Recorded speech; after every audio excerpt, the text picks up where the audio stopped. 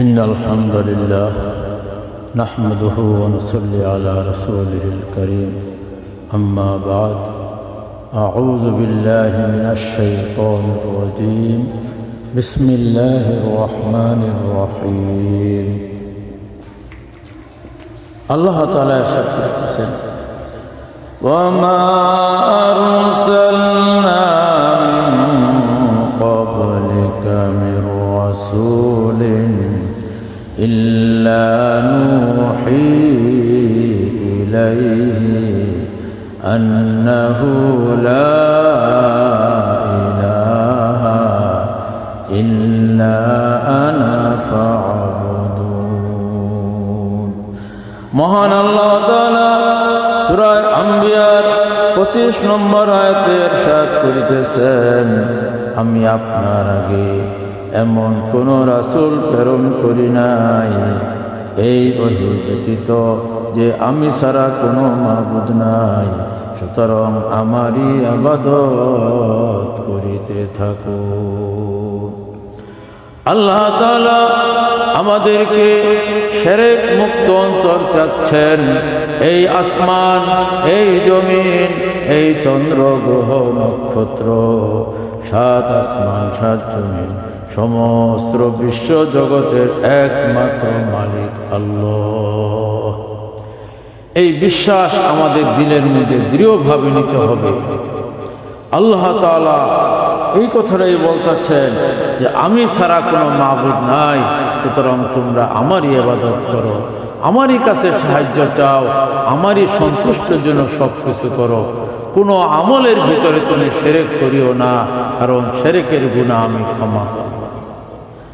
আজকের এই আয়াত থেকে আমরা চেষ্টা করব আমরা শিরক মুক্ত এক অন্তর তৈরি করতে। আল্লাহ তাআলা সূরা আম্বিয়ায় এই কথাটাই বলেছেন, ওয়ামা আরসালনা মিন ক্বাবলিকা মির রাসূলিন ইল্লা নূহি ইলাইহি আন্নাহু লা ইলাহা ইল্লা আনা ফা'বুদুন। অর্থ, আমি আপনার আগে এমন কোন রাসূল পাঠাই নাই যার কাছে আমি এই ওহী প্রেরণ করি নাই যে আমি ছাড়া কোনো মাবুদ নাই, সুতরাং তোমরা আমারই ইবাদত করিতে থাকো। সুতরাং ইবাদতের মধ্যে কোনো প্রকার শরীক করা যাবে না। সম্পূর্ণ আমার ইবাদত, আমার সালাত, আমার জিকির, আমার সকল কিছু একমাত্র আল্লাহ তাআলা সন্তুষ্টির জন্যই করিতে হইবে।